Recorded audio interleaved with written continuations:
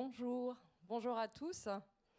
Je suis ravie de vous accueillir dans cette session de convergence consacrée au contrat impact social, retour d'expérience et perspectives, tout un programme avec 4 invités.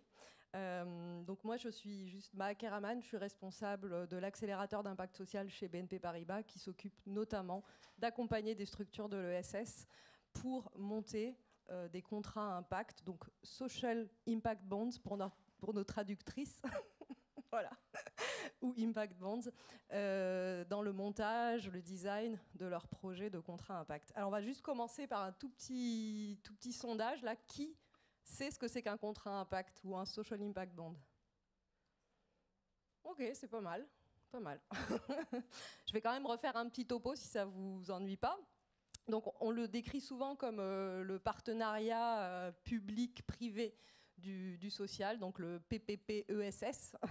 Et il consiste en fait à faire financer des expérimentations d'acteurs de l'ESS par des financements privés.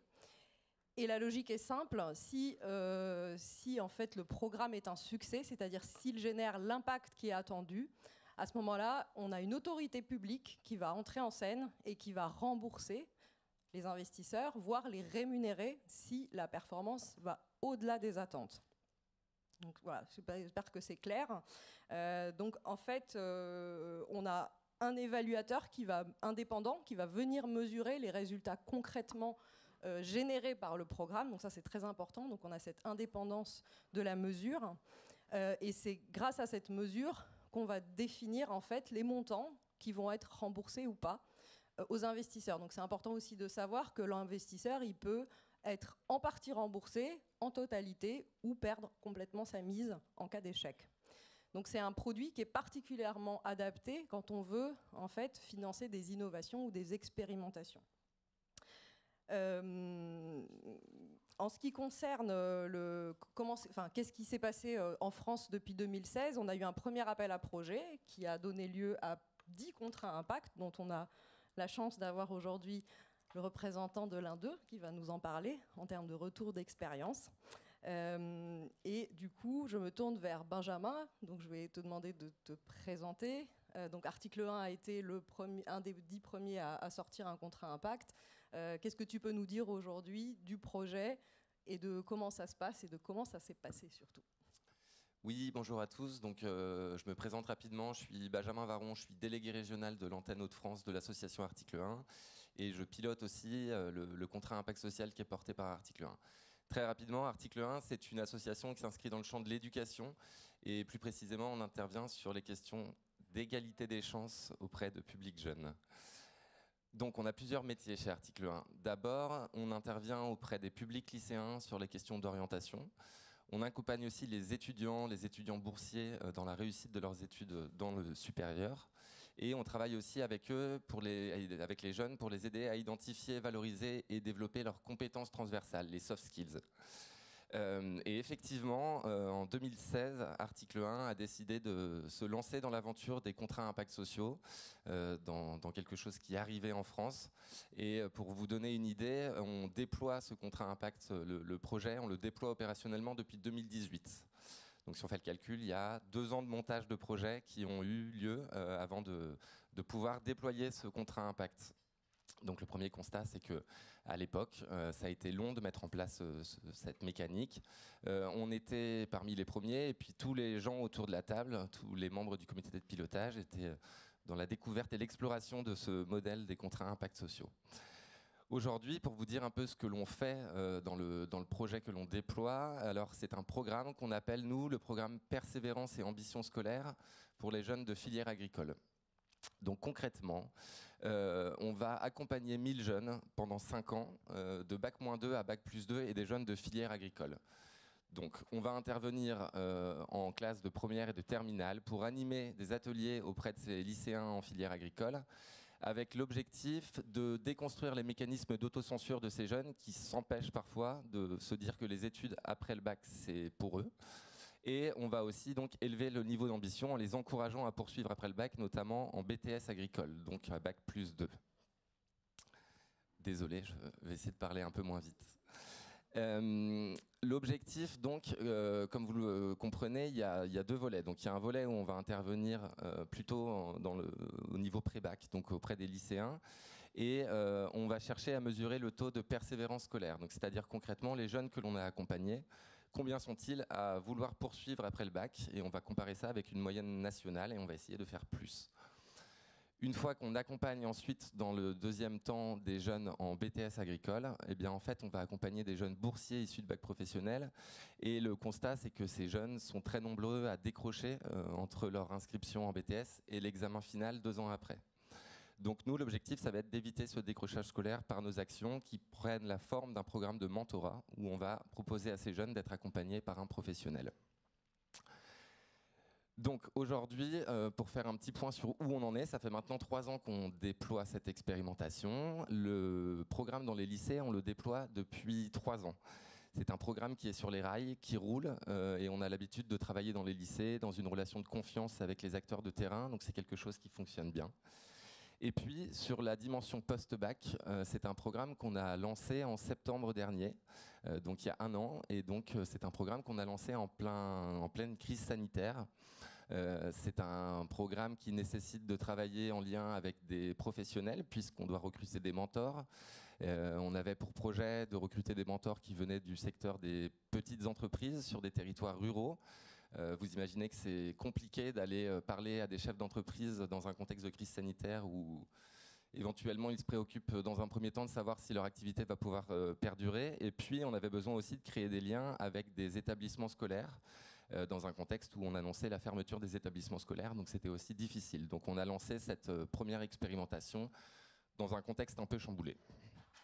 Et justement, Benjamin, est-ce que tu peux nous dire comment, du coup, ce contrat impact, qui est quand même réputé, qui a la réputation d'être un peu lourd, un peu rigide, où tout est fixé par anticipation dans un contrat pour être réalisé dans l'avenir, comment s'adapte-t-il ou ne s'adapte-t-il pas bien à une crise complètement imprévisible comme celle que l'on vit actuellement? Effectivement, il y a, comme je le disais, 2 ans de travail pour en fait essayer de tout rédiger dans une convention où on va essayer de penser à tout. Et puis arrive le Covid, qui est quand même quelque chose qu'on ne pouvait pas, auquel on ne pouvait pas s'attendre. Et du coup, je réfléchissais avant cette intervention et je me disais que lorsque le premier confinement a eu lieu, je me suis retrouvé à retourner lire des parties de la Convention 4 qui n'étaient pas celles que je connaissais le mieux. C'est celle qui parle de cas de force majeure. Donc voilà, et effectivement, il y avait quand même une partie où on parle de ces cas de force majeure. Donc on est bien dans le cas d'un cas de force majeure.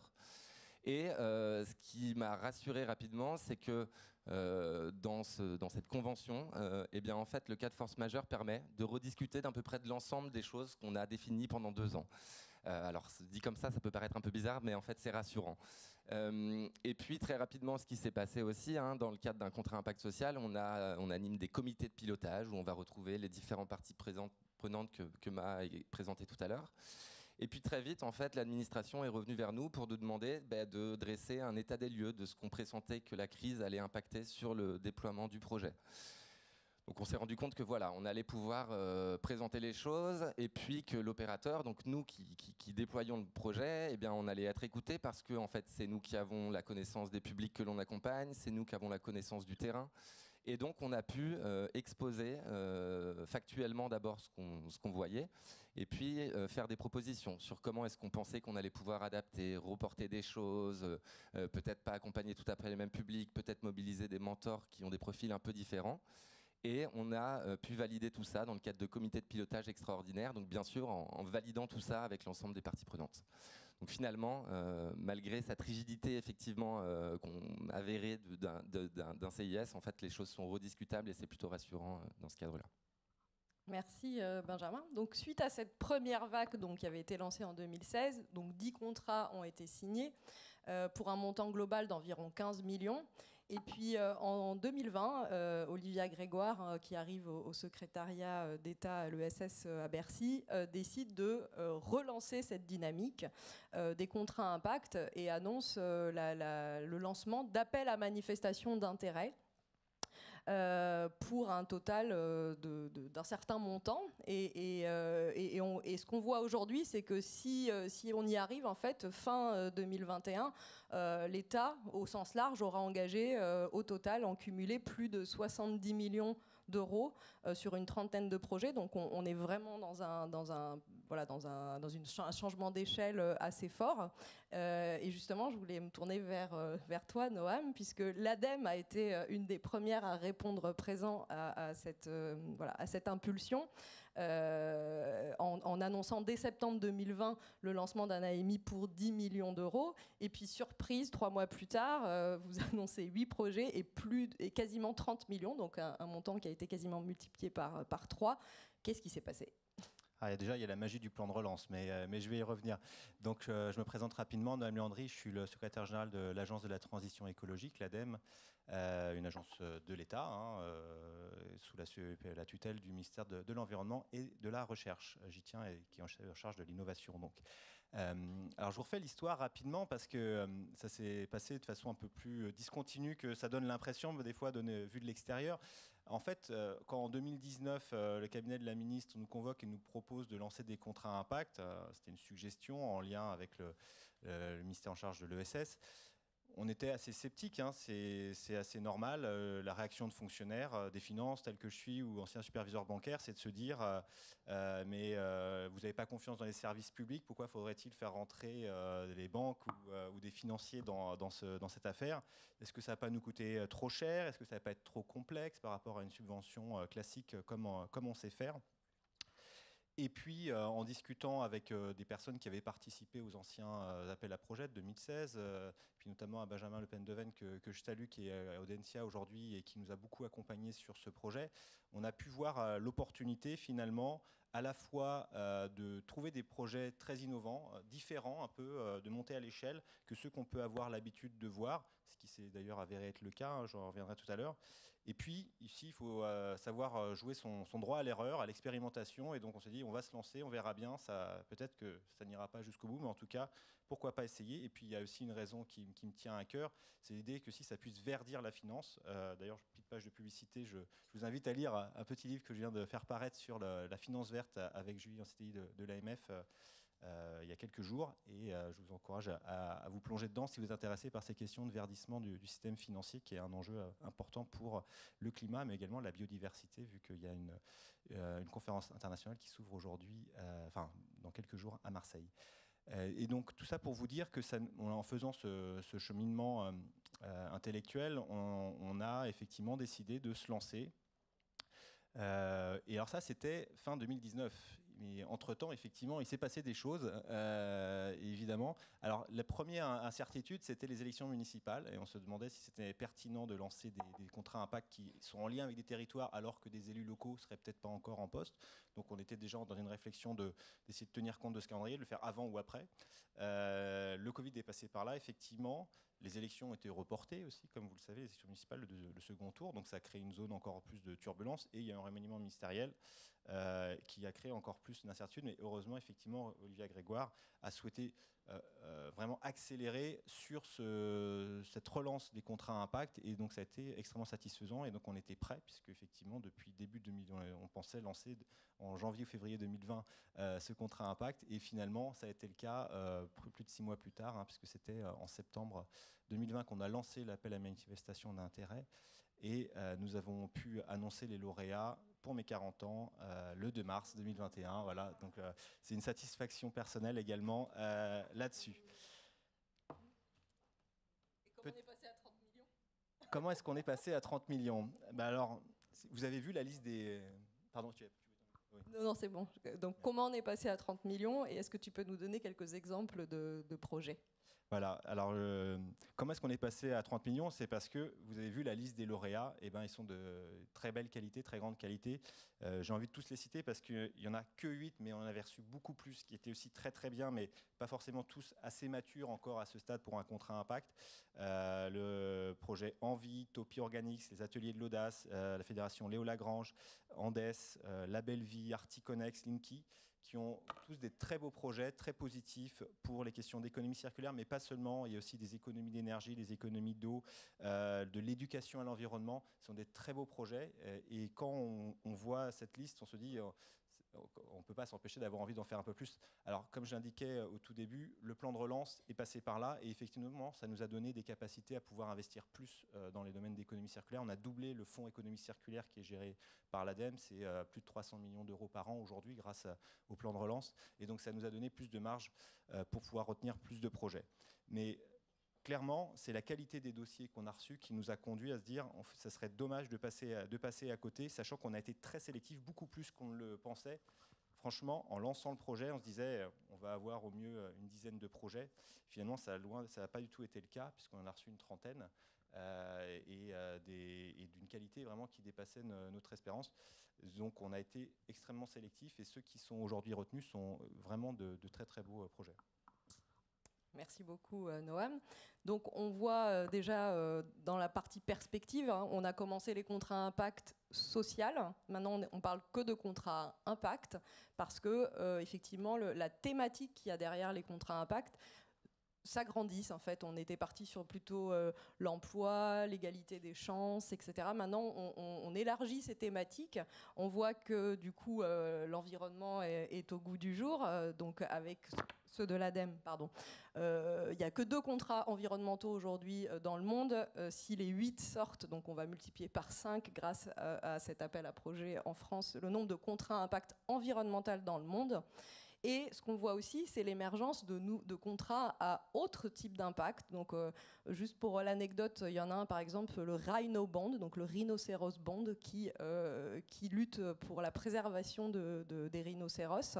Et on a aussi beaucoup de thématiques autour du développement international, avec le concept du Development Impact Bond, ou contrat impact de développement, où effectivement on se situe dans d'autres régions du monde et où les autorités publiques peuvent changer ou faire appel à des multilatéraux. Donc j'ai le plaisir d'accueillir Virginie de l'AFD qui va nous exposer du coup le contrat impact de développement sur lequel vous travaillez avec le ministère des Affaires étrangères.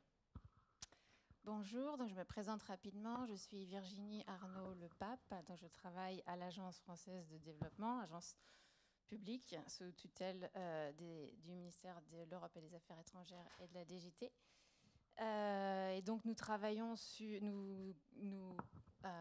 en partenariat dans nos pays d'intervention sur des projets de développement, donc dans les pays en développement, essentiellement en Afrique. Et donc, à la suite du succès des premiers contrats à impact social en France, l'AFD et le ministère des Affaires étrangères et à l'époque le Haut Commissariat à l'économie sociale et solidaire ont décidé de tester cet outil, ce nouvel instrument financier et de l'ajouter à notre gamme de l'aide au développement. Donc la différence principale entre un contrat impact social et un contrat impact de développement, c'est que le payeur final dans le contrat impact social est une autorité publique locale, alors que dans les pays en développement, ce sont généralement des bailleurs ou des fondations, donc des acteurs internationaux. Mais la mécanique est exactement la même.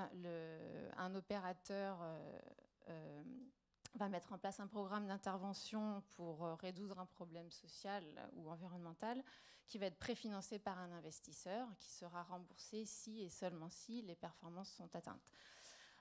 Donc on a en 2019, le président de la République en 2019 a annoncé l'expérimentation avec un projet pilote sur une thématique ambitieuse sur la santé et l'hygiène menstruelle, donc qui est au cœur des enjeux d'égalité femmes-hommes, qui est une priorité du ministère et de l'AFD. Juste 2 mots sur la thématique. Les menstruations, c'est un phénomène essentiel dans la vie de toutes les femmes. Et pourtant, c'est un sujet qui est très très peu discuté. Il y a énormément de tabous autour de cette thématique. Et donc, il y a très peu d'études et de documentation sur la thématique et aussi très peu de programmes financés pour soutenir la bonne santé et hygiène menstruelle, alors que l'on sait qu'accroître les connaissances et les bonnes pratiques de santé et d'hygiène menstruelle peuvent avoir des effets déterminants significatifs dans les domaines de l'éducation, la santé, la grossesse précoce, etc. Et que agir sur des politiques améliorant la santé et l'hygiène menstruelle augmente en fait les chances pour les femmes de participer aussi bien à la vie économique et politique dans nos pays d'intervention. Donc on a en 2019 lancé une étude de faisabilité qui a été cofinancée par, je le disais, le MEAE et le Haut Commissariat à l'économie sociale et solidaire. Cette étude de faisabilité a permis d'établir que l'on pouvait, qu'il était pertinent d'utiliser cet outil financier, le contrat impact, sur cette thématique. Donc comme le disait Maha, il faut que ce soit une thématique dans laquelle il y a des expérimentations possibles, parce que si on sait déjà qu'un programme fonctionne, il n'y a pas besoin d'utiliser un contrat impact. On fait une subvention classique. Donc c'est une thématique sur laquelle le contrat peut être utilisé pour expérimenter de nouvelles approches et documenter la performance de ces approches. Donc, comme le disait Ma, l'outil repose sur un cadre d'évaluation, donc une évaluation d'impact rigoureuse faite par un évaluateur indépendant qui va pouvoir démontrer l'impact du programme d'intervention, qui pourra donc être repris dans des politiques publiques ultérieurement. On a lancé un appel à initiative pour sélectionner l'opérateur en 2020. Donc c'est Care France, en partenariat avec des ONG locales, qui va mettre en place notre premier projet pilote. On a sélectionné au printemps 2021 notre investisseur, qui sera BNP Paribas. Et on vient aussi de sélectionner ITAD comme évaluateur indépendant. Donc on a aujourd'hui toutes les parties prenantes, CARE qui sera donc le porteur de projet qui mettra en place l'intervention, qui sera préfinancé par BNP Paribas, évalué par ITAD, l'évaluateur, et si les résultats sont atteints, l'AFD achètera au terme du programme les résultats et remboursera donc BNP Paribas. La manière dont l'AFD... notre objectif n'est pas en fait de financer, comme je le disais, tous les projets de développement avec cet outil financier, mais on voit vraiment cette opportunité de développer donc un instrument d'influence et d'expérimentation de politique publique. Nos objectifs ont clairement été définis comme suit. Donc on veut développer et expérimenter un modèle d'intervention performant pour améliorer la santé et l'hygiène menstruelle en Éthiopie, pour renforcer l'autonomisation des femmes. Donc ça, c'est la première chose. Mais la deuxième chose, c'est aussi de démontrer donc l'efficacité de l'intervention, de diffuser les résultats. Donc on va travailler avec des instituts de recherche afin de diffuser au maximum les données que nous allons récolter au travers le programme et renforcer la base de connaissances, encore une fois, sur une thématique qui est très peu étudiée. Et le troisième objectif, c'est de développer ce fameux dialogue de politique publique pour essayer donc d'enclencher des changements structurels en Éthiopie. Le programme que l'on va financer sera mis en place dans une ville et va à peu près avoir 400 000 bénéficiaires. Mais l'objectif final, c'est vraiment de développer un dialogue avec les autorités locales. Donc on va créer un comité de pilotage interministériel, parce que le sujet de la santé et l'hygiène menstruelle touche les ministères de l'Éducation, de la Santé, des Femmes, de l'eau et de l'assainissement. Donc en fait, on va créer des comités de pilotage pour que ce programme soit donc aligné avec les autres priorités de ces ministères et qu'il y ait éventuellement, si tout se passe bien, une reprise de ce programme dans d'autres régions d'Éthiopie. Tu y as un petit peu répondu, mais est-ce qu'il y a eu des raisons particulières pour choisir le contrat impact de développement ? Oui, en fait, parce que c'est une question qu'on a dû me poser. On est passé devant nos instances au mois de juillet, donc j'ai dû répondre 400 fois à cette question. Pourquoi pas une subvention classique ? On sait faire une subvention classique, ça coûte moins cher, ça prend moins de temps à structurer. Ça fait donc 2 ans déjà qu'on est en train de structurer ce premier contrat impact de développement. Eh bien, la raison, elle est simple, c'est qu'on essaye déjà de financer un programme qui n'a jamais été mis en œuvre à cette échelle, donc on ne sait pas s'il fonctionne, et on ne veut pas en fait que ce soit l'ONG qui porte ce risque. Parce que si on faisait un autre schéma de paiement au résultat sans le préfinancement par les investisseurs. Ce serait l'ONG qui porterait au final le risque de performance. Est-ce que ça marche ou est-ce que ça ne marche pas? Alors qu'avec le contrat impact social, le risque financier est porté par l'investisseur. Donc ça, c'est la première chose. La deuxième chose, on a, c'est vrai, cette ambition de travailler avec un institut de recherche pour diffuser au maximum les résultats de cette expérimentation par CARE France, en espérant que certaines de ces connaissances seront diffusées dans d'autres pays et dans d'autres programmes. Et par CARE France, qui est très, très active sur cette thématique, qui travaille dans d'autres pays d'intervention.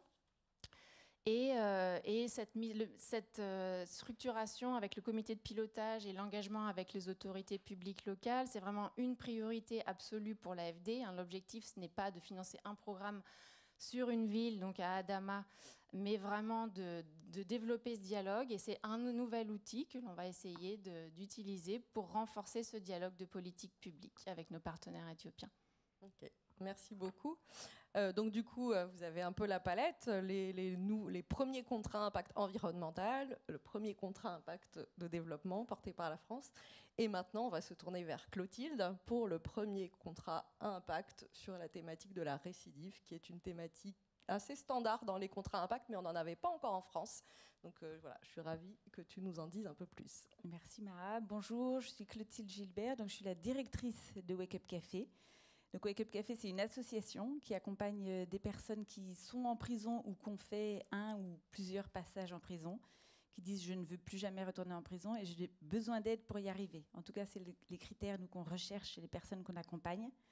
Et je suis aussi cofondatrice du Quai Liberté, qui est un lieu d'économie sociale et solidaire de 2000 m² dans Paris, avec une terrasse et le bateau Thalassa, qui a été créé pour démultiplier tout ce qui va pouvoir permettre à des sortants de prison accompagnés par Wake Up Café de trouver une formation ou un emploi. Et on a commencé par créer un restaurant de réinsertion. En plein Covid, ce n'était pas forcément la meilleure idée, mais ça a permis quand même déjà de créer, déjà cette année, 35 emplois. Donc on est quand même très contents. Après, pour le contrat impact, pour nous, c'est tout nouveau. On est au tout début de la structuration. On est accompagné par Citizen pour la mesure d'impact. Et pour nous, c'était important parce que c'est un cabinet qui connaît bien et le ministère de la Justice et les coûts évités à l'État. Donc, c'est un bon accompagnement. Le projet en lui-même, en fait, c'est de mettre en détention des formations qui sont liées aux besoins en recrutement de nos entreprises partenaires. En fait, le constat est fait que dans les prisons, donc il y a des formations qui existent, qui sont dispensées pour un certain nombre de détenus, un petit nombre, sauf qu'on s'est rendu compte que ces formations, elles étaient dispensées sans souvent, les sessions sont faites pour 12 personnes, souvent elles commencent à beaucoup moins et se terminent avec très peu de personnes, de stagiaires de ces formations. Et surtout, on s'est rendu compte que ça n'avait pas beaucoup d'impact dans leur réinsertion, qu'on ne faisait pas le lien dedans-dehors et le lien vers l'emploi à la sortie. Et du coup, Wake Up Café, faisant ce constat, avec le large réseau d'entreprises partenaires que nous avons, s'est dit il y a quelque chose à créer. D'un côté, on a des entreprises qui ont besoin de recrutement, qui ont besoin de personnes qui soient formées, qui ont besoin aussi de travailler sur l'inclusion dans leurs entreprises. Et du coup, le projet de ce contrat, c'est donc de dispenser avec des organismes de formation de la formation mise en lien avec les besoins en recrutement de nos entreprises. Nos entreprises étant OK pour venir en détention, présenter leur secteur métier, commencer à sourcer pour du stage ou de l'emploi à la sortie. Donc en fait, ce qu'on va mesurer pendant ce contrat impact, c'est l'impact que ça a sur la récidive. Donc vous savez qu'il y a un gros enjeu pour notre société. Il y a 60% de récidive dans les 5 ans, enfin très exactement 59% de récidive dans les 5 ans. Et 31% des personnes qui sortent de prison, ils retournent dans les 6 mois. Donc il y a un vrai sujet, sachant qu'il y a Voilà, je crois qu'on doit en être à 67 000 personnes incarcérées actuellement. Et donc, du coup, on va mesurer le taux de retour en prison, voir si ça a un impact positif. On va mesurer aussi le temps de persévérance dans ces formations, parce que c'est un sujet actuellement. On va mesurer aussi l'impact que ça a sur le lien dedans-dehors et le fait qu'à la sortie, ces personnes trouvent plus rapidement un emploi. Et il y a un 4e indicateur que j'ai oublié. Voilà, je ne sais plus. C'était 3, ouais. Voilà. Est-ce que tu peux du coup... donc pourquoi c'est un enjeu la récidive, par exemple, en termes de coûts? Je pense que c'est important de le rappeler. Oui, effectivement, il y a un enjeu de notre société qui est lié. Alors d'abord, il y a un enjeu de société, parce que si on permet de diminuer la récidive, on va diminuer aussi le nombre de délits dans nos villes. Et on sait qu'actuellement, il y a une forte délinquance. Et puis, l'enjeu économique, il est lié au coût d'incarcération qui est fort. En fait, ça coûte plus de 40 000 € par personne incarcérée par an. Et donc, en travaillant sur le fait de moins incarcérer les personnes et de trouver un travail et de leur permettre une réinsertion durable, on agit sur les coûts de notre société.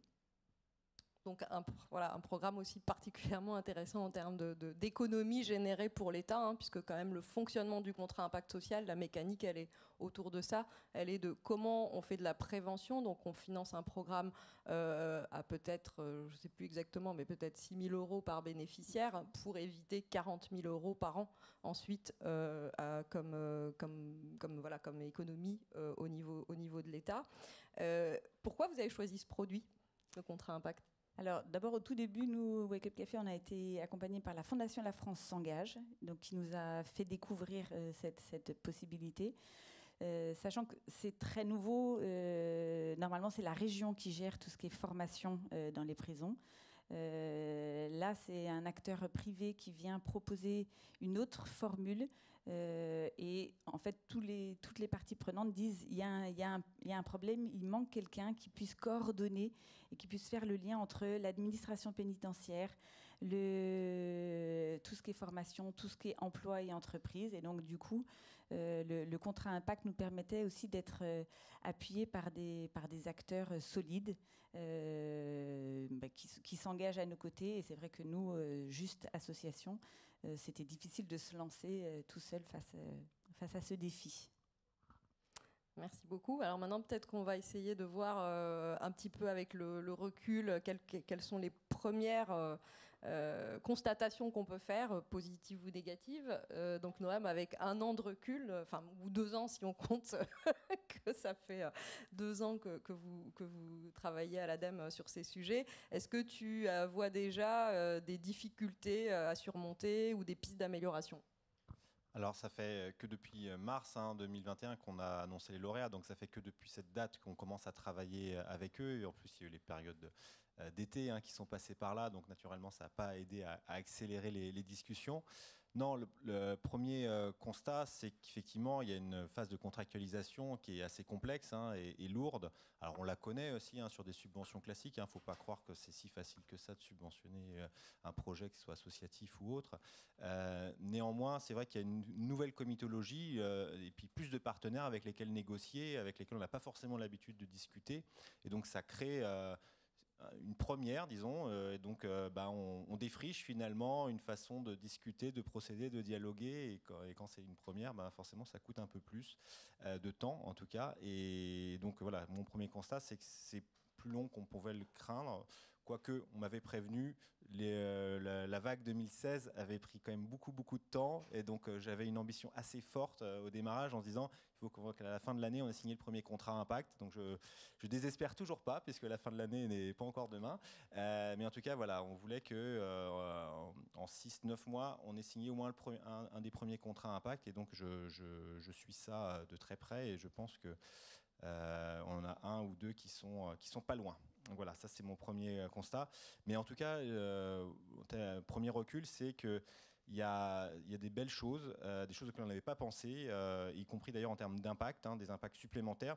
Et moi, ce que j'aime bien dans ce projet de contrat impact environnemental, écologique, c'est qu'il est aussi social, il reste aussi néanmoins social, et donc on mixe à la fois, et c'est je crois que le thème aujourd'hui de 3.0, des questions sociales et environnementales, parce qu'on sait qu'on va avoir non seulement des impacts environnementaux positifs, puisqu'on va réduire soit des déchets, soit du gaspillage, réduire les émissions de gaz à effet de serre, etc.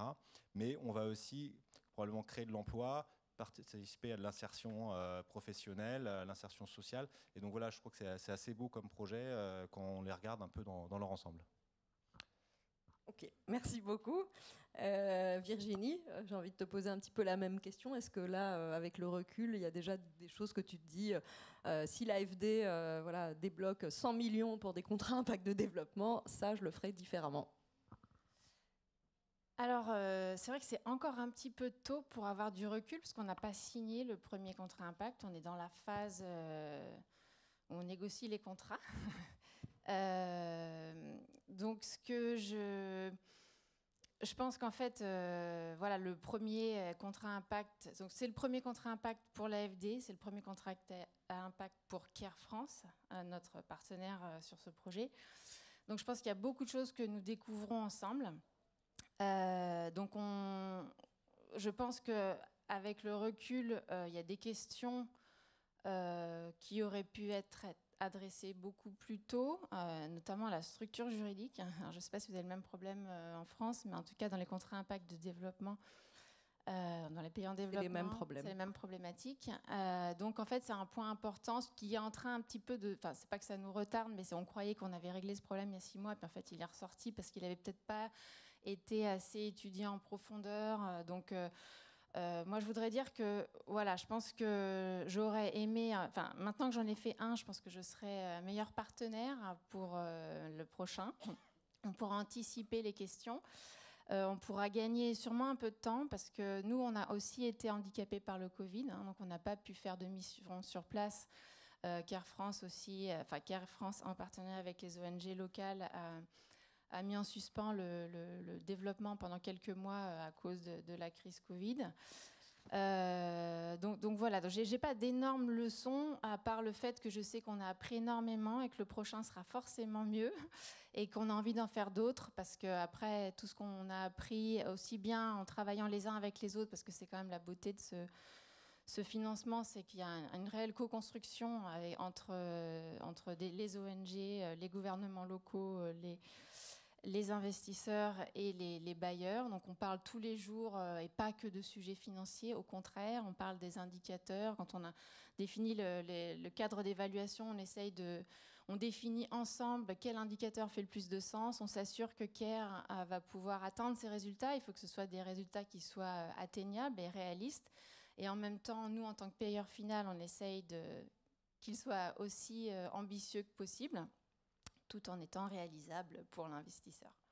Donc voilà, pour l'instant, j'aimerais bien faire un fast-forward dans 3 ans, voir si ce à quoi on a pensé, tout ce qu'on a essayé de faire, parce que ce sont que des belles intentions, et on est tous alignés, et là, il faut vraiment reconnaître qu'il y a vraiment un bon alignement des objectifs de tous les partenaires, voir si ça va marcher. Merci Virginie. Clotilde, donc on a compris, vous êtes le nouveau lauréat, tout jeune de l'AMI lancé par le ministère des Finances sur l'égalité des chances économiques.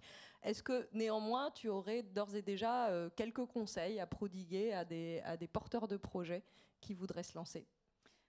Alors, ce qui est intéressant, effectivement, c'est que c'est un contrat qu'on signe avec Bercy, et en même temps, c'est le ministère de la Justice qui est le plus impliqué. Donc, du coup, là, je me rends compte dans les premiers échanges qu'on a que le ministère de la Justice est très intéressé par ce qu'on va faire. On va déjà mesurer beaucoup de choses que d'ordinaire, ils ne mesurent pas. Donc, ça a une forte importance pour eux, et qui s'impliquent, qui veulent nous challenger de manière forte, alors que pour moi, on était déjà assez ambitieux dans nos objectifs, que le travail d'accompagnement de sortants de prison est très, très compliqué. Encore aujourd'hui, je viens d'avoir la nouvelle d'un des wakers, donc c'est ceux qu'on accompagne, qui pour moi était sorti d'affaires. C'est un ancien, il vient d'être réincarcéré. Et donc, ça veut dire que c'est jamais gagné. Donc, du coup c'est très bien de nous challenger, mais il va falloir quand même que ce soit réalisable, voilà, sachant qu'on est sur des personnes très éloignées de l'emploi, qui arrivent. Il y a 50% des personnes qui sont en détention qui n'ont jamais travaillé de leur vie, 53% qui n'ont pas de diplôme. Donc, on s'adresse à des personnes qui sont très fragilisées par la prison qui déstructure, désocialise. Donc, il y a des enjeux forts derrière. Ok, merci. Et peut-être Benjamin, la même question, avec pour le coup un certain nombre d'années derrière toi. Quels seraient les conseils que tu donnerais à des porteurs de projets ? Ouais, et des conseils. Et puis, alors nous, il y a aussi l'histoire, c'est qu'on a déposé un nouveau dossier. Donc, c'est aussi sur un nouvel AMI. Donc, ça peut avoir un côté un peu rassurant. C'est malgré ce que je disais, la complication, le montage long. On a quand même décidé d'y retourner. C'est vrai que je me souviens que Benjamin Blavier disait plus jamais ça. Si j'avais su, j'y serais jamais allé. Et puis là, 2 ans plus tard, finalement, on va redéposer un dossier pour l'AMI. Donc effectivement. Quand le nouvel AMI est sorti, il y a eu quelques discussions en interne, effectivement. Et du coup, peut-être pour expliquer pourquoi on a décidé d'y aller finalement, c'est que on s'est dit que certes, ça avait été compliqué dans le montage. Après, on est quand même assez convaincu que ça va se simplifier. Il y a une volonté de se simplifier, on le voit par des groupes de travail pour réfléchir à comment on simplifie les choses. Donc ça va dans ce sens-là. Donc ça, c'est un premier élément. Je pense que les acteurs commencent à être acculturés à cette mécanique. Donc c'est aussi quelque chose de rassurant.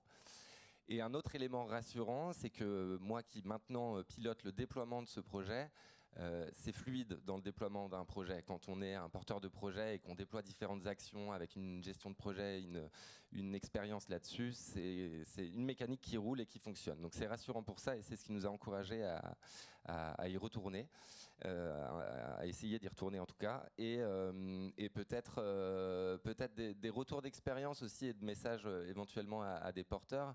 C'est l'implication du comité de pilotage. Et tu le disais, donc il y a le ministère de la Justice de votre côté. Nous, on a le ministère de l'Agriculture. C'est des gens qui s'intéressent et qui comprennent vraiment sur le projet de terrain ce qu'on déploie et qui sont très challengeants, mais dans un bon sens parce qu'on a envie aussi d'être stimulé par rapport à l'ambition du projet qu'on déploie. Et c'est important aussi d'animer ce comité de pilotage et de l'impliquer parce qu'en fait, finalement, on est tous dans le même bateau autour de la réussite du projet. Et puis peut-être un retour d'expérience de difficultés parfois rencontrées, c'est le langage qui peut être différent. On parle avec des investisseurs, il y a des discussions parfois un peu financières. Et du coup, c'est important que ce comité de pilotage soit aussi bienveillant pour nous aider à parfois refroidir les choses. Certes, le secteur de l'ESS se professionnalise, mais là, on parle parfois de mécanique financière un peu complexe. Donc, il y a ce besoin de formation, d'acculturation pour parler une langue commune avec tous ces parties prenantes associées autour du comité de pilotage. Merci beaucoup Benjamin. Donc moi ce que je retiens c'est quand même que chacun doit abandonner sa zone de confort mais que ça plaît plutôt, c'est plutôt positif. Que ça permet aussi d'expérimenter peut-être des choses qu'on n'aurait pas eu l'occasion d'expérimenter par ailleurs. Donc ça c'est aussi un élément que je retiens. Que c'est très positif aussi d'avoir cet alignement d'intérêts. Une fois qu'on s'est tous compris, alors que c'est un peu compliqué de se comprendre, mais quand on s'est compris, qu'on soit tous alignés vers le même objectif et qu'on soit du coup, parce que finalement le contrat impact il permet que tout le monde soit gagnant s'il marche. Donc effectivement c'est aussi dans sa mécanique qu'on a Oui, je t'interromps juste une chose parce que j'ai dit que le ministère de la Justice nous challengeait, mais ce que j'aime c'est qu'il nous dit mais on est à vos côtés et ils sont acteurs du terrain, ils connaissent mieux que tout le monde ce que c'est que la détention et la sortie de prison. Donc ils nous ont dit voilà, on est là pour challenger, mais on sera toujours à vos côtés. Et ce qui est intéressant dans le contrat impact, c'est ça. C'est un peu ce que tu disais, c'est l'interaction, le partenariat qui se joue entre des personnes qui ont tous intérêt à ce que ça marche. Parce que l'idée peut-être, c'est qu'ils reprennent un jour ce programme s'il marche et que ce soit intégré en termes de politique publique. C'est ça aussi qui est important quand même à dire au ministère de la Justice. Donc ils ont intérêt à ce que ça marche, que l'expérimentation prenne pour pouvoir éventuellement le généraliser de façon plus globale si c'est un succès. Donc on a des parties prenantes très, très impliquées. Moi, j'ai peut-être envie de vous poser une petite question un peu plus personnelle. Donc là, je m'adresse non pas à vos instances de tutelle, mais à vous, personnellement. Si vous pouvez me donner juste une idée de quand et comment, surtout, vous avez découvert le mécanisme du contrat impact. Est-ce que ça vous a séduit? Qu'est-ce qui vous a séduit, interpellé ou rendu méfiant, peut-être voilà, premier contact. J'attaque. Moi, le premier contact, c'était ce que je disais tout à l'heure, une première forme de méfiance, parce que tout ce qui est un montage d'innovation financière, on sait que parfois l'innovation financière peut être positive, mais il y a eu d'autres histoires plutôt négatives. Je remonte à pas très longtemps, il y a à peine plus de 10 ans, où les subprimes nous avaient fait écrouler le système financier. Là, je crois qu'on est quand même dans un modèle beaucoup plus sécurisé, rassurez-vous, je ne fais pas du tout de parallèle entre les deux. Néanmoins, voilà, c'est toujours une première forme de méfiance pour l'administration. Néanmoins, je veux dire que rapidement après, on comprend que c'est quand même très encadré, qu'il y a eu des précédents, notamment à l'étranger. Donc si ça fonctionne à l'étranger, il n'y a pas de raison que ça ne fonctionne pas en France. Et puis voilà, quand j'ai vu quelques dossiers, moi, je pense qu'il y a quelques licornes qu'on va peut-être faire sortir du bois grâce à ça. Donc j'espère que, je cite Topi Organics qui pour moi peut être une future licorne française. Donc voilà, je leur souhaite ça en tout cas. Mais voilà, ça peut aussi faire émerger des beaux projets. Donc on espère que ça puisse perdurer. Juste Topi Organics qui fait alors c'est quand même intéressant. Elle valorise l'urine pour faire un fertilisant naturel dans l'agriculture. L'urine humaine. Ils récoltent l'urine humaine pour essayer à la fois d'économiser de l'eau quand même, parce que c'est un système qui permet de ne pas tirer la chasse, donc 9 litres d'eau qui partent à la poubelle à chaque fois, et qui permet aussi de revaloriser ça en biofertilisant. Donc, effectivement, Ils sont installés en Gironde, près de Bordeaux. Qui se lance? Mais moi, en fait, j'ai entendu parler des contrats impact lors de mon entretien d'embauche à l'AFD. Il y a 2 ans. Je rentrais donc de 14 ans aux États-Unis, où j'avais travaillé sur d'autres schémas et partenariats public-privé. Donc, je suis une convaincue que l'innovation et ce genre de partenariat peut aider à faire bouger les lignes. Et donc, j'étais très contente de pouvoir commencer à travailler sur ce projet. Je n'ai pas forcément de rapport d'étonnement. Je ne suis pas étonnée que ça prenne du temps, vu que c'est des contrats et qu'il y a plusieurs partenaires. En revanche, je suis vraiment agréablement surprise par la bonne dynamique. C'est très, très stimulant de travailler sur ce genre de projet. J'ai du mal à travailler sur tous mes autres projets, tellement j'ai envie de travailler sur celui-ci tout le temps. Et donc, voilà, j'espère bien en faire d'autres. Moi, j'ai connu, en fait, en Angleterre, il y avait le Social Impact Bond par les prisons de Peterborough. Et du coup, du temps où j'étais aumônier de prison, j'avais vu que ce qu'ils faisaient en Angleterre était génial. Du coup, je me suis dit, allons voir ce que c'est que ce truc. Et donc, on était allés les rencontrer.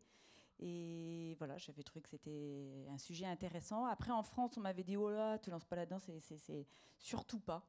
Et donc, du coup, on y allait pas à pas. Et en étant bien accompagnés, on a fait ce choix-là. Et du coup, moi, j'ai entendu parler des contrats impact sociaux à l'époque où ça a commencé à arriver en France, avec plutôt un regard de méfiance en se disant, Maha, tu l'évoquais tout à l'heure, PPPESS. Je pense que tout est dit, de se dire autour de la table, va y avoir des acteurs privés, parfois plusieurs, des acteurs publics, des ministères, parfois plusieurs, et puis un acteur associatif, porteur de projet au milieu. Il va falloir se mettre d'accord sur des indicateurs, etc. Donc une inquiétude un peu de complication dans un premier temps. Et il y a quand même un effet séduisant dans ça, c'est de se dire qu'on va innover, expérimenter quelque chose avec l'ambition derrière de faire évoluer les politiques publiques. Donc c'est quand même quelque chose d'assez stimulant qui effectivement motive à se lever le matin et à encore plus s'investir dans le déploiement de ces actions-là. Alors je vais vous le faire moi aussi parce que je vous ai beaucoup, je vous ai beaucoup taquiné. Alors moi j'ai découvert les contrats impact en 2014 à mon retour de congé mat. On m'a dit, bon là, tu as fait de l'entrepreneuriat social, de l'impact social, maintenant, il faut lier le financement et l'impact. Et là, je me suis dit, oula, comment on fait ça? Du coup, j'ai recherché un petit peu dans la littérature et je suis tombée sur ce concept de Social Impact Bond, puisque ça a été créé quand même en Angleterre, donc le terme est plutôt anglais. Je me suis dit, tout de suite, moi, ce qui m'a frappé, c'est l'ingéniosité. C'est le côté comment, en fait, on arrive à finalement donner une vraie valeur de création, comment on relie la création de valeur sociétale à la création de richesse, finalement, et où la mécanique financière, en fait, elle est pas liée à quel cash flow l'opérateur va pouvoir générer, à son chiffre d'affaires, à ses ratios financiers. Elle est liée à l'impact qu'il va générer. Et plus il y a d'impact qui est généré, et plus potentiellement il y a de la rentabilité financière qui est générée. Donc c'est vraiment cette corrélation immédiate. Et c'est pour moi le seul outil que je connaisse, en tout cas dans la sphère de l'impact, du financement de l'impact, qui a cette dynamique de relier positivement et d'accorder une vraie valeur à la création d'une valeur sociétale et pas de dire parce qu'on a de la valeur sociale alors on accepte moins de valeur économique. Non, en fait on a les deux corrélés ensemble et je trouve que c'est un bon témoignage de cette valeur sociale créée. Voilà. Peut-être que vous avez des questions de votre côté. Ah bah oui. Alors il faut attendre que vous ayez le micro, donc levez bien haut la main, bien. Voilà. Déjà, on peut peut-être... Bon, après, on les applaudira après quand ils auront bien répondu à vos questions. Oui. Oui, bonjour à tous, merci pour tout. Donc, si on repart sur du concret, entre guillemets, comme vous l'évoquiez tout à l'heure en tant que porteur de projet, à votre sens, maintenant que vous avez un petit peu déblayé le terrain, combien de temps ça peut... Enfin, on peut imaginer mettre en place un projet avec ce type de contrat et quels acteurs il faut réellement réunir finalement pour envisager de le mettre en place. Est-ce qu'on peut aller voir n'importe quelle banque? Est-ce qu'on peut aller voir n'importe quel ministère? Enfin, voilà, quels sont les ingrédients pour en faire de nouveaux?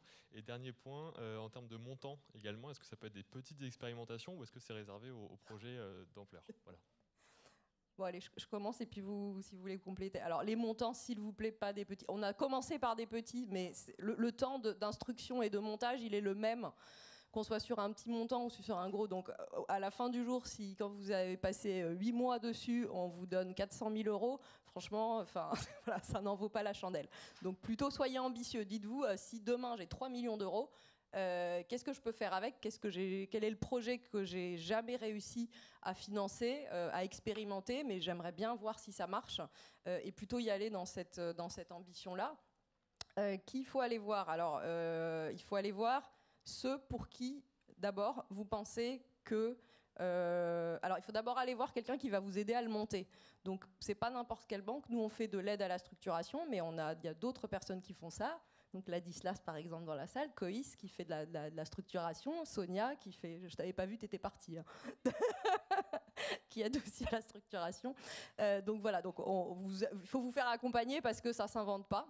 C'est pas un dossier de subvention classique, donc il faut vous faire accompagner. Et nous, on serait ravis de vous accompagner aussi, bien évidemment. Et ensuite, ce qu'on fait ensemble, c'est d'essayer de trouver l'acteur public qui va réussir, pour qui l'impact que vous générez va être intéressant, en fait. C'est-à-dire pour qui les économies que vous allez permettre grâce à votre impact, à qui elles profitent en priorité. Et c'est cela qu'on va aller targeter. Après, il faut trouver un ministère qui soit quand même ouvert à l'innovation, à changer ses pratiques, parce que c'est pas le truc super naturel, quoi. C'est-à-dire qu'il faut qu'il s'engage aujourd'hui pour payer dans 5 ans. Enfin bon, il y a quand même une vraie volonté d'innover. Voilà, et on a des ministères qui, par exemple, ne veulent pas du tout se lancer dans ce type de contractualisation. J'ai tendance à dire que le facteur de succès là, pour les nouveaux contrats impact, c'est d'avoir un financement qui est déjà fléché, prévu, budgété chez un opérateur public. Donc c'est le payeur final, hein, je pense, qui est la première personne à aller voir, parce que s'il n'y a pas de payeur final, il n'y aura pas de financeur privé. Donc ça ne sert à rien de se lancer à aller voir les banques s'il n'y a personne qui est prêt à payer à la fin. Donc là, je crois que le facteur de succès, c'est d'avoir déjà une collectivité, une administration publique prête, un établissement public prêt à prendre en charge. Et aujourd'hui, ce qu'on voit, c'est que c'est beaucoup l'État, et je pense, ou les les administrations centrales, les établissements publics nationaux, mais il manque encore l'échelon local. Et donc nous, l'ADEME, quand on s'est lancé là-dedans, on s'est dit, c'est pas nous qui avons les coûts évités, enfin qui bénéficions des coûts évités. Il y a des coûts sociaux, écologiques, nationaux, mondiaux, pour une partie, mais il y a aussi beaucoup de coûts qui sont locaux. Typiquement, les déchets, c'est les collectivités locales qui ont en charge leur gestion, et ce sont elles qui vont bénéficier de la réduction de ces déchets. Et donc, théoriquement, la fin, c'est qu'on passe le relais, on passe le bâton à ces collectivités pour qu'elles se lancent elles aussi dans ce financement de contrats impact. Donc, on veut faire la démonstration de la preuve que ça peut fonctionner pour qu'ensuite elles puissent se lancer à leur tour. Est-ce que vous voulez rajouter quelque chose ? Peut-être pour donner une idée sur le montant, nous, du contrat impact qu'on déploie, c'est un petit contrat impact. On est sur un montant d'1 million d'euros sur l'expérimentation de 5 ans, mais qui est vraiment un petit CIS. Oui, les nouveaux sont plutôt autour de 3 millions, de 2,5 millions, 3 millions. Je sais qu'il y a d'autres questions. Ouais. Bonjour à tous, donc Ladislas Zeguer, je représente COIS, qui est en effet structurateur de contrat impact. J'avais une question pour Benjamin Varon. Vous parliez tout à l'heure des discussions qu'il y a eu dans le cadre de la renégociation du contrat. Est-ce que vous pouvez nous en dire plus sur les indicateurs déclencheurs de paiement ? Est-ce que vous avez dû les renégocier et si oui, dans quelles conditions ? Pour l'instant, on n'a pas renégocié parce que, comme je le disais, le montage du dispositif fait qu'on déploie un programme en 2 temps. Mais aujourd'hui, on a alerté sur les potentiels impacts qu'il pourrait y avoir. Du coup, il y a quelque chose que nous on a fait qui était un peu d'alerter, en se disant peut-être qu'on est pessimiste, peut-être que tout va bien se passer, parce qu'il y a une partie où on a quand même pu réussir à déployer les actions, comme je le disais tout à l'heure, en élargissant les publics, élargissant le profil des mentors. Donc pour l'instant, on continue de déployer. Mais les membres du comité de pilotage sont avertis des risques qu'il y a. Et on se dit qu'il sera à tout moment nécessaire éventuellement de se remettre autour de la table pour les rediscuter. On est dans une phase en amont en tout cas. Je crois qu'il y avait des questions, il y en a pas mal.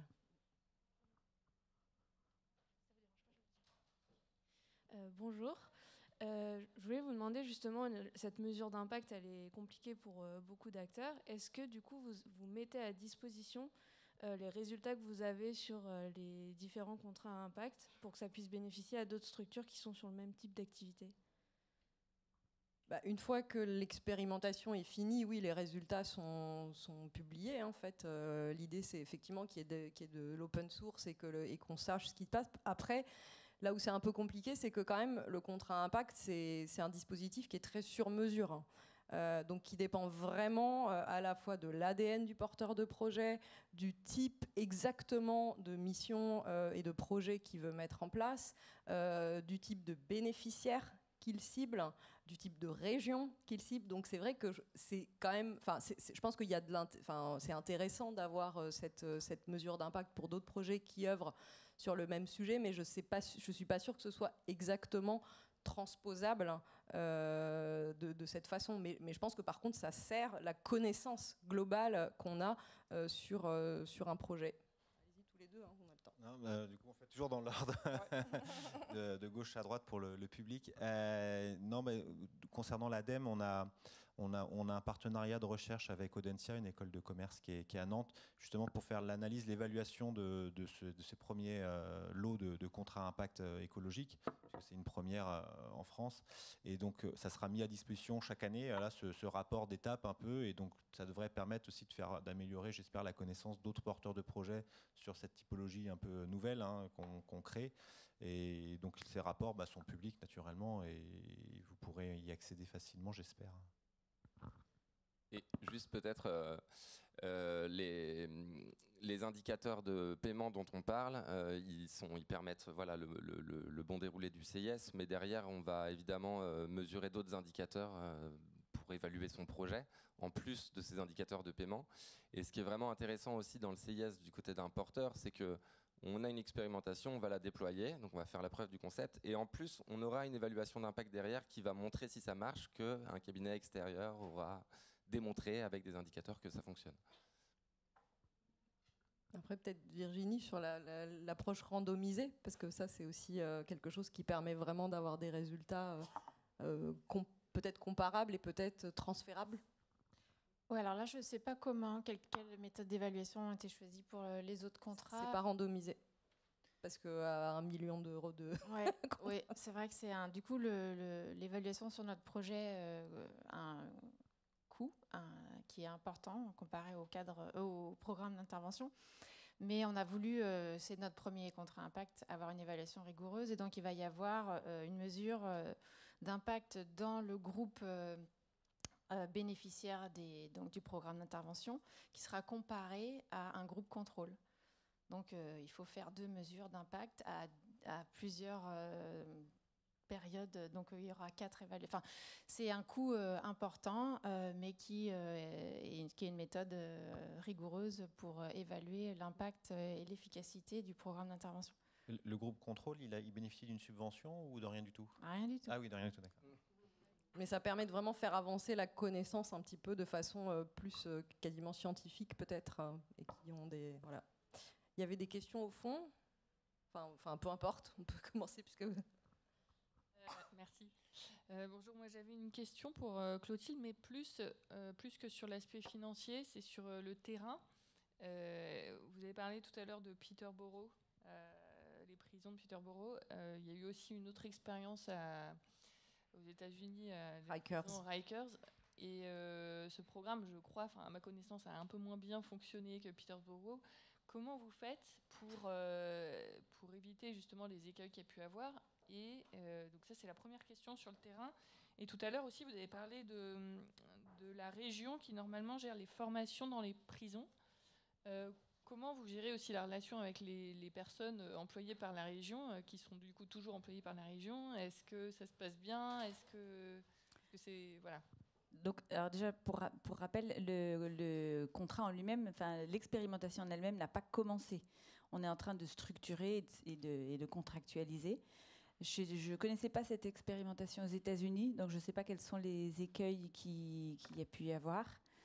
Il y a eu des sujets dans la définition des indicateurs qui ont fait que voilà, ça a pas. Enfin, il a été interrompu assez vite à ma connaissance. Il n'est pas allé jusqu'au bout.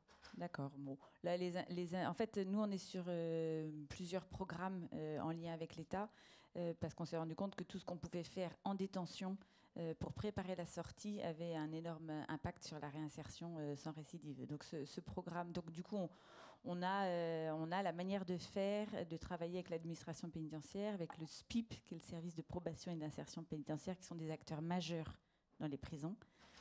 Maintenant, la deuxième question était liée, j'ai déjà oublié, c'était la relation avec les régions. Ah oui, et la région. En fait, la région, nous, on les a contactés avant de nous lancer vraiment, parce que eux nous ont dit, il nous manque un acteur de terrain, puisque en fait, eux, ils n'ont pas de salariés qu'ils envoient dans les prisons. Eux, ils dispensent en fait les subventions à des organismes de formation qui, une fois qu'ils ont le marché, délivrent leur formation. Et en fait, il n'y a pas de suivi. Donc, c'est vraiment ce qu'on vient transformer, nous, en pouvant donner un suivi et un impact de ces formations. Voilà, donc c'est une demande. La région est vraiment intéressée qu'il y ait cet acteur coordonnateur au sein des prisons.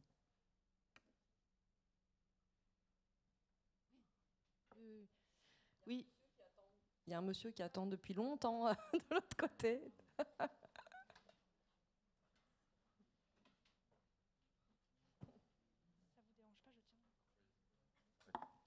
Bonjour. Bonjour. Donc Félix Beaulieu, je suis conseiller en stratégie chez France Active pour des entreprises qu'on accompagne. Et ma question, c'est, si j'ai bien compris, vous m'entendez bien? Oui. Si j'ai bien compris, l'impact, l'intérêt véritable de ces mécanismes, au-delà de la phase d'expérimentation et de l'impact direct que ça a à ce moment-là, c'est potentiellement la généralisation si ça devient politique publique reprise à plus grande échelle. Et quels sont, alors c'est peut-être un petit peu tôt dans le processus, mais vous avez déjà réfléchi à cette dimension de l'appropriation par la suite, que ça devienne de vraies politiques publiques. Qu'est-ce que vous pensez qui devrait être fait pour assurer que ça puisse avoir lieu? Et qu'est-ce que vous faites déjà là-dessus? Évidemment, à part faire en sorte que ça marche sur le terrain. Pour toi. Sinon, après, je peux parler de lui. Eh ben, on réfléchit avec le ministère, pour le coup, de vraiment se dire, voilà, alors nous, vous avez complètement raison sur ce fait qu'il faut le penser et l'anticiper. Il y a d'abord la première étape qui est de vérifier avec l'étude d'impact que ça fonctionne. Donc nous aujourd'hui on en est là, on a des premiers éléments d'indicateurs, on doit encore les consolider parce qu'on les mesure sur plusieurs années. Après évidemment il faut se dire comment est-ce que commencer à réfléchir avec eux, à se dire comment est-ce que ça peut être généralisé. Et donc là c'est en fait on est dans presque une nouvelle phase de gestion de projet. Et puis il y a aussi se dire que ce sera peut-être pas tout, ce sera des briques, peut-être que du coup il y a d'autres parties qui ne seront pas récupérées mais que nous on va vouloir pérenniser et que dans ce cas-là on va réfléchir à de nouveaux modèles, à de nouveaux acteurs. Donc voilà. Mais bon, chaque chose en son temps, mais en tout cas il y a d'où le fait aussi de cette proximité des membres du comité de pilotage, comme je le disais, notamment du tiers payeur, c'est de travailler avec eux pour anticiper la suite. Il nous reste encore 2 ans, plus une phase d'évaluation derrière. Donc moi, je rajouterais juste que c'est un conseil que l'on a reçu de nos amis anglais, donc l'agence de développement FCDO, qui a fait plus de contrats impact de développement que les autres. C'est vraiment de définir cette appropriation et ce dialogue de politique publique comme priorité dès le départ. Il ne faut pas que ça vienne comme un cheveu sur la soupe à la fin du programme. Ah, au fait, comment on fait pour reprendre la thématique. Alors nous, ça reste théorique pour l'instant parce que c'est ce qu'on essaye de faire. On a donc eu des discussions avec les différents ministères en amont, donc pendant la phase de développement. On va mettre en place des comités annuels pour présenter et avoir ce dialogue, présenter les résultats du programme et des performances pendant le projet. Et puis on verra quand on en sera là. Mais nous, vraiment, c'est un des conseils qu'on a reçus clairement. C'est vraiment de l'identifier comme une priorité. C'est pour ça que quand j'ai défini les objectifs du DIB de l'AFD, le 3e, c'est développer ce dialogue de politique publique. Donc dès le départ, c'est clair pour tout le monde. Et l'AFD a un rôle important à jouer pour atteindre cet objectif. On ne dit pas juste à CARE, débrouillez-vous pour que ça marche dans le futur. On est là, on est un acteur local et on va faire notre part pour établir les relations avec les différents ministères et s'assurer que le programme sera repris, ou au moins en partie ou adapté, mais qu'il influencera les politiques publiques futures. Voilà, et pour nous, il y a un constat commun que la formation est très mal, et les financements pour la formation dans les prisons est très mal utilisés.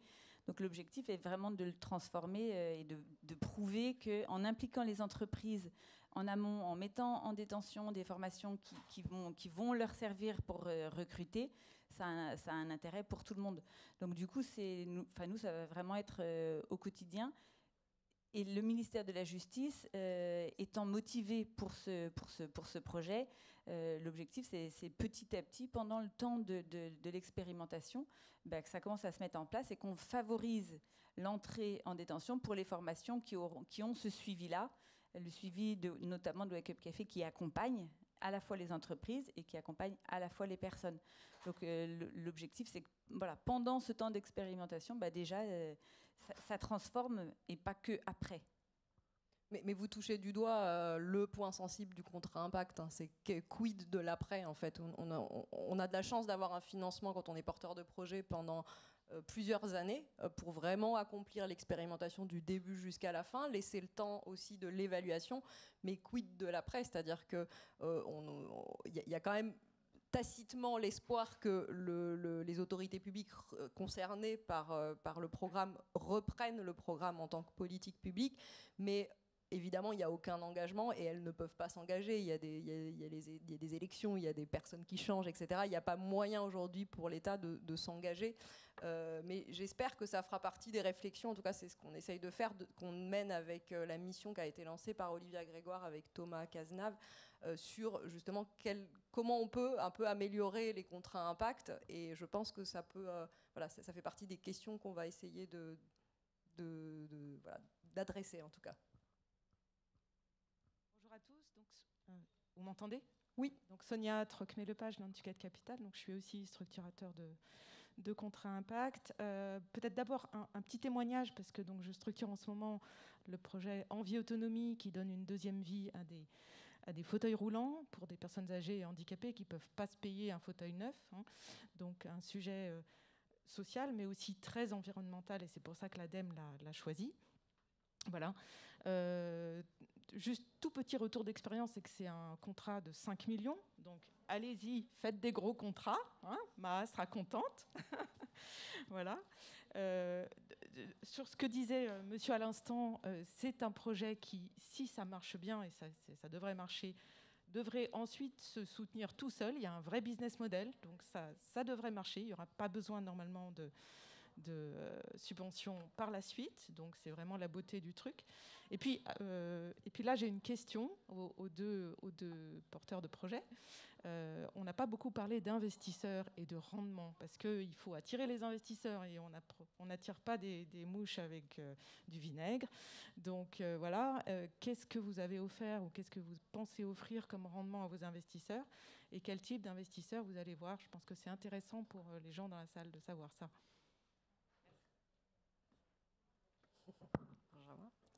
Nous, donc côté investisseurs, on a la BNP et la Caisse des dépôts, donc la CDC. Il y a un retour sur investissement qui est prévu, voilà, sur un faible taux, mais du coup, il y a un retour sur investissement, comme l'évoquait tout à l'heure Maha. Voilà. Oui, c'est public sur un projet de 850 000 €. Donc on a un projet global avec retour sur investissement d'1 million d'euros. Je crois qu'au maximum, le TRI, il est de 3,8 sur article 1, mais bon, ça remonte la structuration, donc je le dis voilà, de tête. Eh ben, nous, pour Wake Up Café, on a aussi la BNP et la Caisse des dépôts. La Caisse des dépôts étant à nos côtés depuis le début de Wake Up Café sur pas mal de nos programmes. Voilà, et on est en train de chercher quelques autres investisseurs pour terminer. Voilà. Et comme on est en phase, c'est l'AMI de Bercy, donc on est en phase encore antérieure à ceux de l'ADEME, donc on n'a pas encore établi la rémunération, on est encore dans la négociation des indicateurs. Donc bien évidemment, comment ça se négocie? C'est un mixte entre le risque qui est pris par les investisseurs et du coup la rentabilité espérée, le risque étant de perdre le capital quand même. Il y a un risque de perte de capital, il faut le dire, hein, on le dit pas assez souvent, je pense, sur le contrat impact. Donc on est sur du risque qu'on appelle du private equity et on n'a pas des rendements de private equity, donc voilà, puisqu'on est sur de l'impact social. Donc l'idée, c'est quand même d'avoir un panachage en fait qui permette à la fois d'avoir un rendement qui soit acceptable et un risque qui soit acceptable. Et ça, c'est comme ça qu'on les fait en France. Dans les pays anglo-saxons, ils sont plus décomplexés du TRI quand même. Enfin, faut le dire, il y a des contrats avec plus de risques aussi peut-être, et puis des rendements beaucoup plus élevés. Mais en France, voilà, aussi bien les investisseurs d'ailleurs que l'État surtout ne souhaitent pas avoir des rendements à 2 chiffres. Ouais, mon regret, c'est que il n'y a pas suffisamment d'investisseurs qui sont prêts à rentrer dans ce type d'investissement, d'investisseurs français, pour à la fois la question du TRI, mais je pense que ce n'est pas uniquement la principale raison, c'est le risque de perdre tout ou partie de l'investissement. Et donc pour des sociétés de gestion, pour des OPCVM classiques, telles que celles que vous avez sur vos assurances-vie, ou même pour la gestion du livret A, parce que derrière, il faut se souvenir que la Caisse des dépôts, ils placent aussi une partie de votre livret A, eh bien, ils n'ont pas la possibilité d'investir sur ce type de produit, sinon il y a une dévalorisation immédiate comptable, puisque c'est valorisé au niveau du plus faible retour financier possible.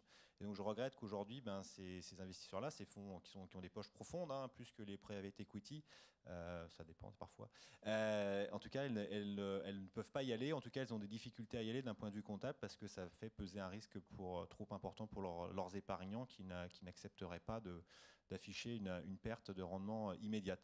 Donc voilà, je pense qu'il y a encore des adaptations peut-être éventuellement comptables à trouver là-dessus, alors qu'on sait que ça peut avoir des impacts positifs pour le bien commun. Alors nous, on a une expérience un peu différente. On a été très bien soutenus. On a travaillé avec Cois Invest en tant que structurateur, qui a travaillé pendant des mois en fait pour trouver les investisseurs et pour trouver cet équilibre entre le risque et le rendement. Parce que nous, on demandait évidemment un rendement pas très élevé. Enfin, pas très élevé, le plus bas possible. Et on a eu beaucoup d'intérêt. Donc on a dû sélectionner l'investisseur. On avait plusieurs investisseurs intéressés sur notre projet. Donc je ne sais pas si c'est différent sur les pays en développement. Mais on avait vraiment des offres très compétitives et qui acceptaient les indicateurs qu'on avait définis. Mais bon, c'est vrai qu'il y a eu énormément de travail de la part de COIS. Ben, on est très confiants aussi, on espère qu'on aura le même succès. Oui. Oui, bonjour, Bernard de Coudenov de l'association Habitat et Humanisme. J'avais une question concernant les lignes budgétaires qui sont financées par ces contrats impact. Sur quelques exemples concrets, est-ce que ça finance des recrutements de nouvelles personnes, de la formation ou autre, d'une part, et d'autre part, quels sont les coûts qu'il faut anticiper pour un opérateur qui veut participer à un contrat impact social, les coûts en termes de structuration et d'évaluation, parce qu'il y a un évaluateur aussi, d'avoir des ordres de grandeur, si c'est un petit peu standard ou pas. Merci.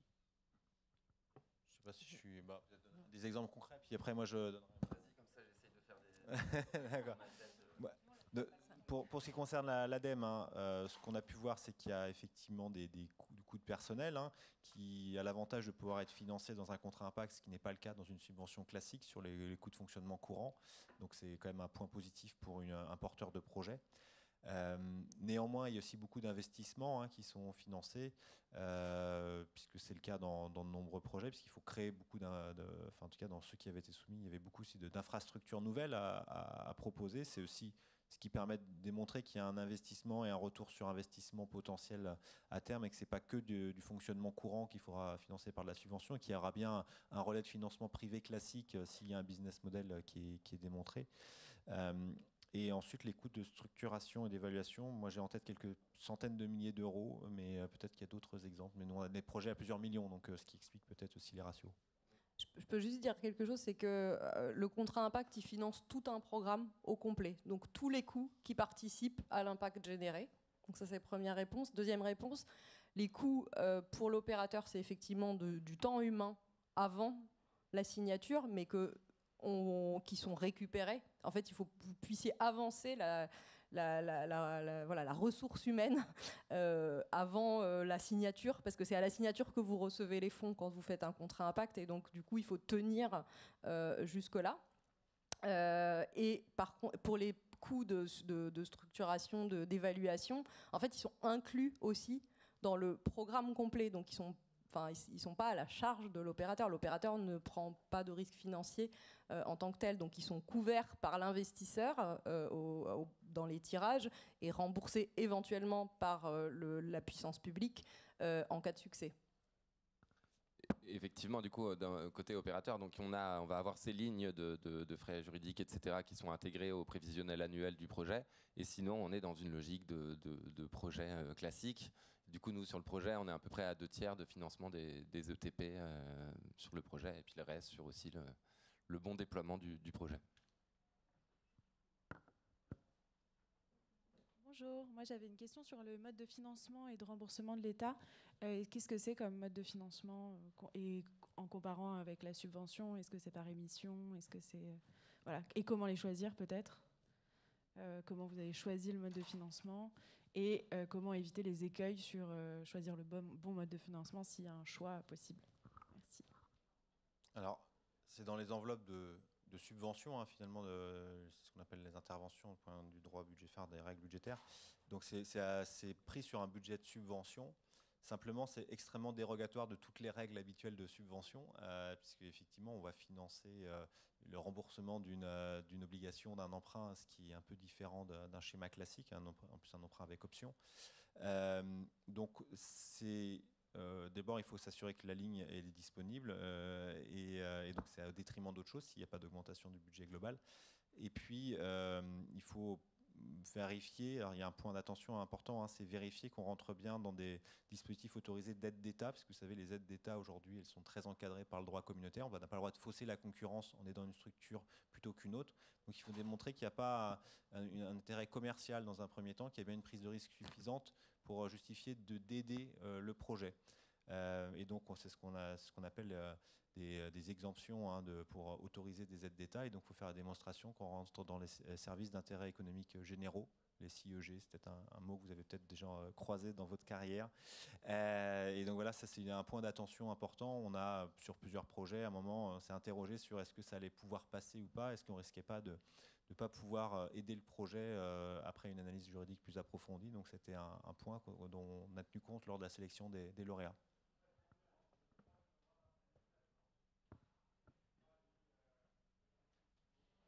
Oui, bonjour, Marlène Farc, je suis directrice conseil investissement chez France Active et je voulais juste témoigner aussi d'autres questions qui peuvent se poser du côté des financeurs solidaires, financeurs à impact avec ce type de produit. Nous, chez France Active, on est plutôt dans une logique de donner des conditions plus favorables à ceux qui vont avoir le plus d'impact, alors que là, on est vraiment dans un raisonnement inverse, c'est-à-dire que si on va être remboursé si l'impact est atteint et on va tout perdre s'il n'y a pas d'impact. Donc ça pose un petit peu des questions au sein des financeurs à impact. Donc je vais témoigner là-dessus. Pourquoi disons que le risque qu'on est prêt à prendre, c'est pour avoir de l'impact. À la limite, on est prêt à avoir une rémunération moins importante parce que le projet a un impact important. Voilà, mais et du coup, rien du tout s'il n'y a pas d'impact. Ça peut poser question, et du coup, la question que je voudrais vous poser, c'est est-ce que ça ne conduit pas dans les discussions des indicateurs à avoir des indicateurs moins élevés que ce que vous auriez voulu faire pour que les financeurs puissent puissent être remboursés in fine? Alors, ça me fait beaucoup rire cette question parce que pas du tout. En fait, c'est des contrats quand même. Donc, du coup, les contrats, ça veut dire que ça doit être signé à 3. Donc, évidemment, si quelqu'un trouve si l'État trouve que les indicateurs ne sont pas ambitieux et n'apportent pas une véritable valeur ajoutée par rapport à ce qui s'y serait passé sans l'intervention du porteur de projet, ils signeront pas en fait. Donc, au contraire, les indicateurs qui sont demandés. Alors, il y a un panachage pour équilibrer le risque, mais les ambitions, les niveaux qui sont demandés sont au contraire ambitieux parce que l'État doit justifier de l'argent public quand même. C'est l'argent du contribuable, donc il doit justifier qu'il met peut-être un peu plus d'argent sur un programme, donc il doit justifier son efficacité. Donc pour justifier son efficacité, il faut que les indicateurs et il faut que l'impact généré soit supérieur à ce qui aurait été généré par ailleurs s'il n'y avait pas eu le programme, par rapport à ce qui est fait par d'autres acteurs ou par ce qui est fait par les dispositifs publics. Donc il y a une vraie volonté d'avoir une ambition par-delà ce qui se passe d'habitude. Mais je pense que... Non, il faut que vous ayez en tête quand on sélectionne un projet, on regarde 3 indicateurs clés. C'est d'abord, est-ce qu'il y a une prise de risque? Est-ce qu'il y a vraiment un risque de perte important ou de gain important, donc c'est un peu cette value at risk qu'on veut vérifier, c'est pas, sinon on aurait fait de la subvention s'il n'y a pas de prise de risque supplémentaire, qu'il y avait un partage du risque avec l'investisseur. On vérifie qu'il y a bien une innovation ou une montée à l'échelle qui fait qu'il y a vraiment une rupture, une nouveauté sur le type de projet, et puis qu'il y a des coûts évités effectivement pour la collectivité et des coûts qu'on peut chiffrer et mesurer. Sinon, il n'y a pas d'intérêt à financer de la même manière par ce type de projet. Et alors après, pour répondre à votre question plus précisément, il me semble qu'en termes de rendement impact par rapport aux pertes, je crois qu'un contrat impact, ça rentre parfaitement dans votre thèse d'investissement parce que vous maximisez l'impact avec un risque important de faible rendement. Et donc je pense que ça rentre parfaitement dans votre thèse d'investissement. Le peu d'impact que vous aurez généré, même si vous perdez tout, ça sera un très beau ratio. Ce sera du vrai impact.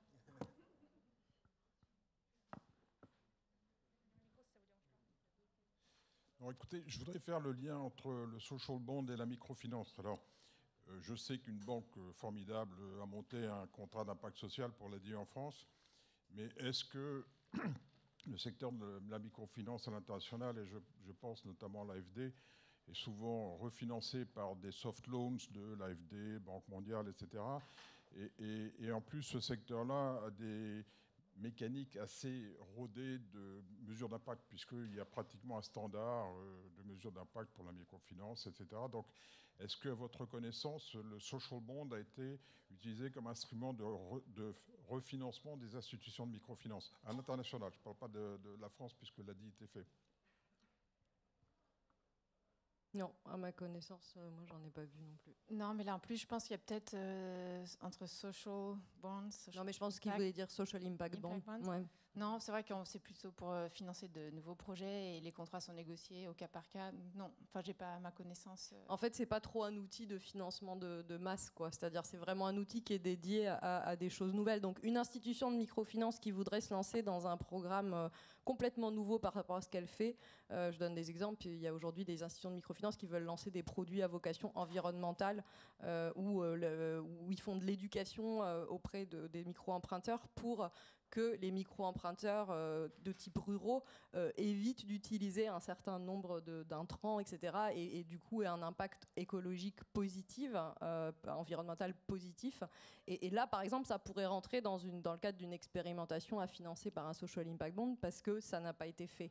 Mais ça n'a pas trop vocation à financer le day-to-day et surtout, elles sont extrêmement bien financées par les institutions financières. Les institutions de microfinance. Je pense qu'il y a peut-être, c'est lié au fait que Frédéric Lavenir est celui qui a relancé aussi les social impact bonds en France et qui préside l'ADI. Alors je ne crois pas en revanche que l'ADI ait eu de projet qui était sélectionné. Donc, si. Le premier. Ah, le premier, pardon. Le premier qui a été signé, c'est l'ADI, mais sur un programme innovant. Mais ça ne refinançait pas le microcrédit. Donc voilà, on n'a pas fait la démonstration, en tout cas en France, si j'ai bien compris. Une dernière.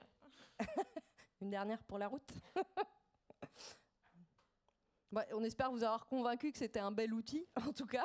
Je crois que voilà, si on doit faire la synthèse, je pense que c'est un outil voilà, qui offre beaucoup d'intérêt, qui a encore quelques petits ajustements à faire pour le rendre très fluide. Je pense que vous pouvez applaudir avec moi nos intervenants qui se sont pris à vos questions. Merci. Merci Maha. Merci à vous tous. Et puis, n'hésitez pas, si vous voulez monter des contrats impact, on est à votre disposition. Et si vous voulez en savoir plus sur les contrats impact, il y a plusieurs publications. Alors, il y a un article dans le Baromètre cette fois-ci, mais il y a aussi l'ILAB, le guide de l'ILAB qu'on a coécrit avec l'ILAB, qui est un guide de 90 pages sur comment...